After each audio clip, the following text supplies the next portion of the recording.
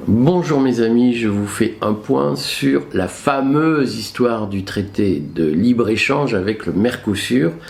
qu'Ursula von der Leyen ressort des sables après la période Bolsonaro et qu'elle tente de signer avec le fameux Lula que la gauche européenne nous a présenté comme une alternative heureuse, humanitaire, bienveillante, écologique à l'horrible personnage d'extrême droite qui était Bolsonaro. Alors, on pourrait discuter des heures de ce fameux traité Mercosur. Je voudrais vous en dire 3 points essentiels aujourd'hui.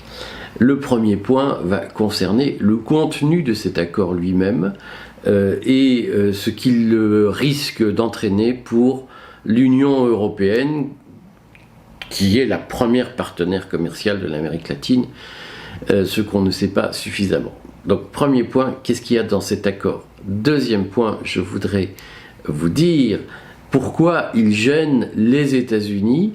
Et troisième point, je voudrais vous montrer comment aujourd'hui des gens qui se présentent comme des gens de gauche, attachés à plein de valeurs humanistes, sont les meilleurs amis du libre-échange et sont les meilleurs soutiens des États-Unis en Europe. Alors, premier point, je vous dis ce qu'il y a dans cet accord. Concrètement, cet accord, certains l'ont résumé à assez juste titre par soja et bœuf contre bagnole. C'est-à-dire que dans la pratique, l'Union européenne est essentiellement exportatrice de produits à valeur ajoutée, industriels, comme des voitures notamment, mais pas que, des services de livraison d'eau, etc., de distribution d'eau. Mais c'est surtout des voitures que nous exportons, et des voitures allemandes. Et l'Amérique latine exporte surtout des produits alimentaires, ce qu'on appelle l'agrobusiness. Et le cœur de cet accord est évidemment la capacité du Brésil à exporter à la fois du soja et du bœuf vers l'Union européenne.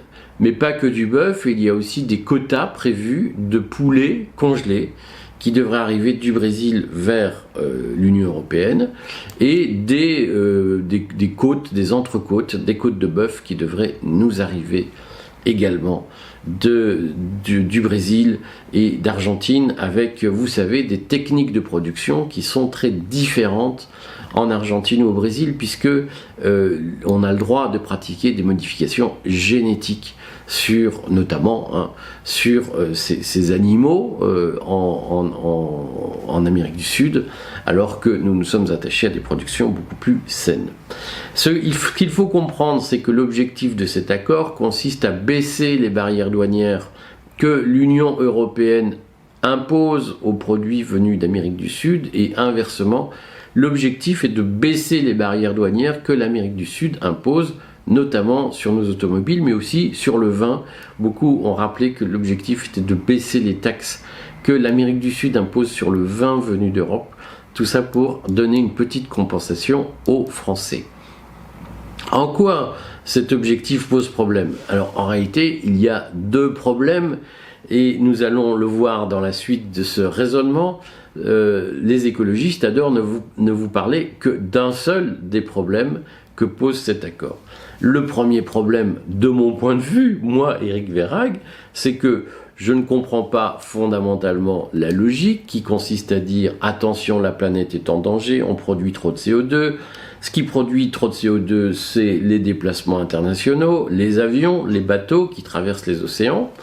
Je ne comprends pas pourquoi d'un côté on dit ça et de l'autre on dit du coup on signe des accords avec des quotas de transport obligés de poulets congelés dans des bateaux ou des avions, avec des transports obligés de bœuf qui vont passer d'un bout d'un continent à l'autre, évidemment par voie aérienne ou par voie maritime. Et pourquoi on propose d'intensifier l'importation de voitures européennes ou de vins européens vers l'Amérique du Sud, alors que l'Amérique du Sud est capable de produire ses propres voitures et son propre vin. Il y a du vin argentin, il y a du vin paraguayen d'ailleurs, je crois uruguayen me semble-t-il, il y a du vin chilien. Et pourquoi nous qui produisons du poulet, du bœuf, nous nous engageons à acheter plus de poulet, plus de bœuf venus d'Amérique du Sud. C'est incompréhensible. Hein. La stratégie globale de ces accords est d'augmenter le commerce international, c'est-à-dire d'augmenter sans cesse les volumes d'échanges entre les continents, selon une idéologie propre qui est de dire qu'il faut augmenter le commerce international pour le plaisir d'augmenter le commerce international. Alors, la réflexion qu'il y a derrière, c'est plus on commerce entre les pays, moins il y a de guerres. Mais on a vu que lorsque Bolsonaro a été élu, l'Europe était prête à refaire la guerre à Bolsonaro. Mais la logique est là, c'est il faut augmenter le commerce international, il faut augmenter les échanges internationaux, les échanges physiques. À un moment où on dit, et en même temps ça pollue et ça met la planète en danger. Il y a là, de mon point de vue, une incohérence qui ne s'explique pas. On a un deuxième problème dans ces accords, c'est qu'évidemment, on met en concurrence des choux et des carottes. C'est-à-dire que les normes environnementales exigées, notamment en matière de pesticides, dans les pays de l'Union européenne, sont beaucoup plus strictes que les normes en vigueur dans les pays d'Amérique du Sud.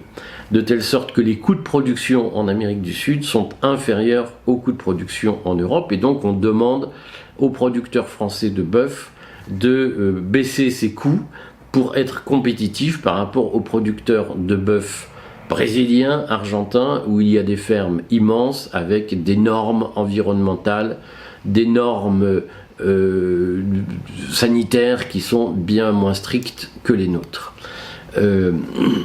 Et donc ça, c'est le problème structurel qu'on a connu notamment dans les échanges avec la Chine, c'est qu'on met en concurrence des pays où les coûts de production par nature ne sont pas les mêmes, et donc qui gagnent ceux qui ont les coûts de production les moins élevés, et qui souffrent ceux qui ont les coûts de production les plus élevés. Et redisons-le, par exemple dans le cas de la production de bœuf en France, on a des coûts de production qui sont élevés, notamment du fait des normes environnementales imposées par l'Union européenne.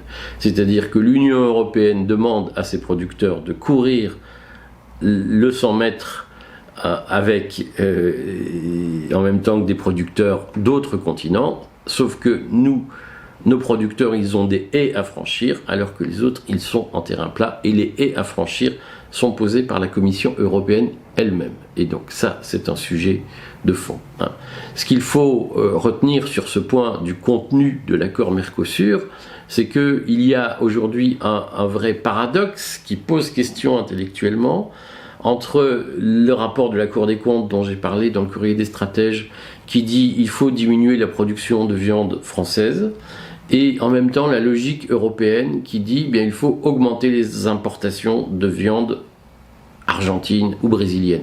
On se dit mais pourquoi y a-t-il des énarques à la Cour des comptes qui rendent des rapports en disant il faut d'une façon ou d'une autre juguler, freiner la production de viande en France, et dans le même temps avoir une stratégie européenne d'augmentation des importations de viande étrangère avec moins de normes protectrices ou prétendues protectrices pour les consommateurs.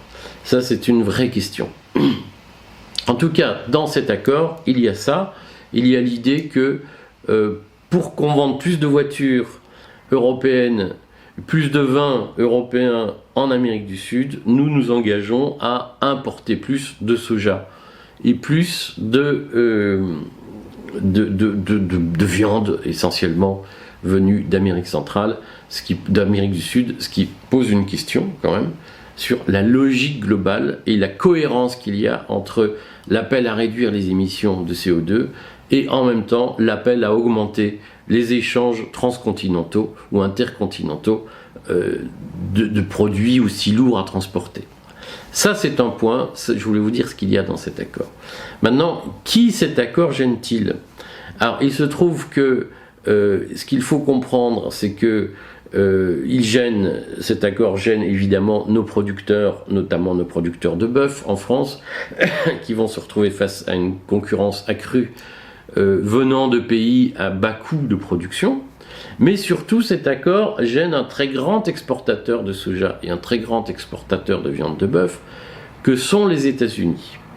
Et aujourd'hui, il y a une concurrence très forte entre 3 pays, notamment pour la production de soja. Il y a la Chine, qui est un grand producteur de soja, le Brésil et les États-Unis. Et aujourd'hui, il y a une course à la conquête de nouveaux marchés pour le soja. On parle beaucoup de bœuf, mais il faut parler du soja. En réalité, le marché du bœuf et le marché du soja sont des marchés croisés, parce que le soja, il peut être vendu sous 2 formes. Il peut être vendu sous la forme du soja alimentaire que les véganes vous vendent en permanence.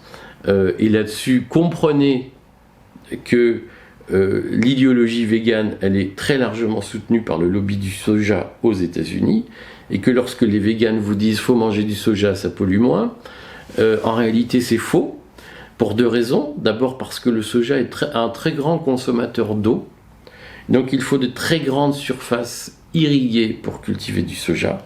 C'est pour ça qu'on déforeste l'Amazonie. C'est pour ça que le Brésil déforeste l'Amazonie.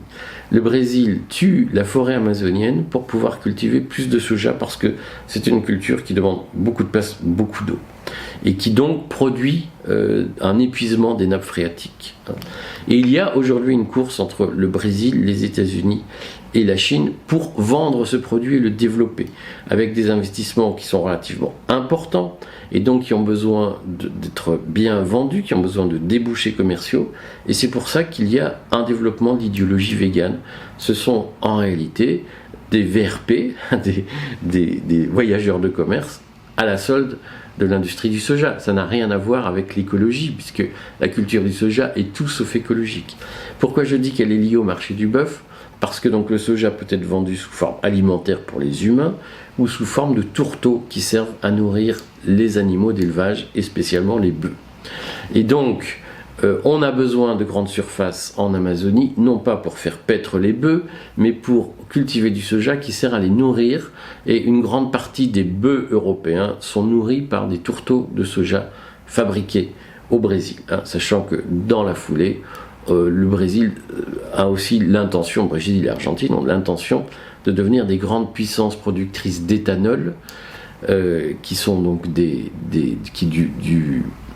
carburant produit à base de végétaux, et que là aussi ça explique la déforestation en Amazonie. Il ne faut pas croire que l'éthanol soit un carburant écologique, comme on vous le dit, qui remplacerait le pétrole.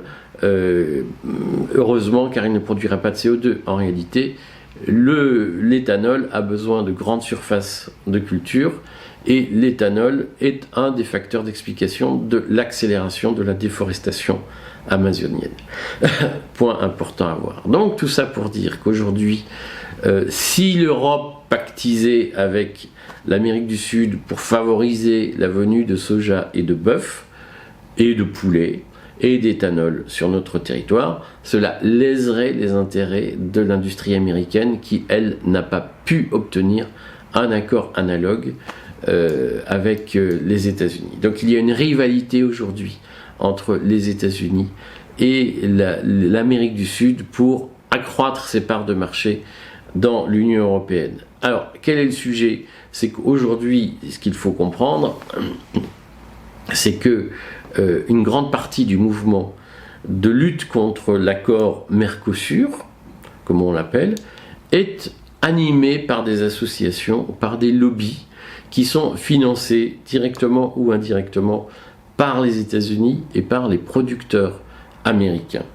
Et on vous fait passer aujourd'hui la lutte contre l'accord sur le Mercosur comme une lutte entre le bien et le mal, entre l'écologie et la pollution, entre le capitalisme local et le grand commerce mondialisé.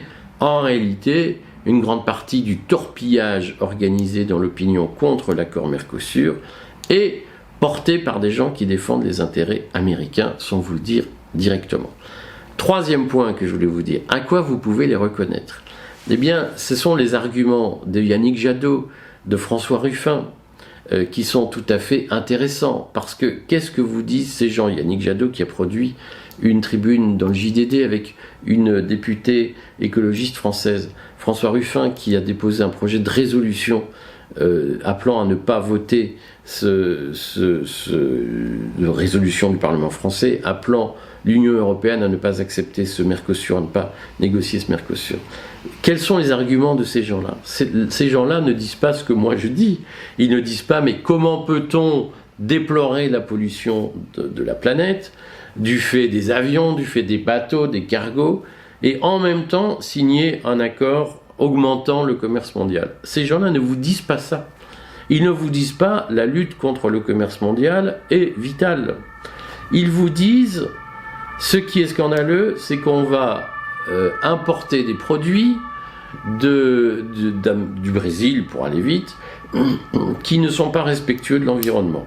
Et donc, nous ne sommes pas contre augmenter le commerce mondial, simplement, ça doit se faire dans le respect de l'environnement, c'est-à-dire lutter contre la déforestation amazonienne, garantir que les bœufs sont égorgés dans des conditions de bien-être suffisantes, etc. C'est fascinant, c'est-à-dire que c'est ce qui explique la réticence de la France insoumise à soutenir le texte de François Ruffin et sa demande de retrait. C'est que François Ruffin n'a pas déposé une résolution contre l'augmentation du commerce mondial. Il a déposé une résolution pour l'augmentation du commerce mondial, à condition que ça se fasse à normes environnementales égales. Donc nous avons face à nous des gens qui ne disent pas « on ne veut plus entendre parler d'une augmentation du commerce mondial pour se nourrir ». Nous sommes face à des gens qui disent « nous, l'augmentation du libre-échange, la lutte contre les barrières douanières, ça nous va bien, mais sous certaines conditions ». Vous comprenez, on est là en train de préparer une logique qui consiste à dire qu'au fond, l'écologie, ça doit être la seule raison de faire du protectionnisme.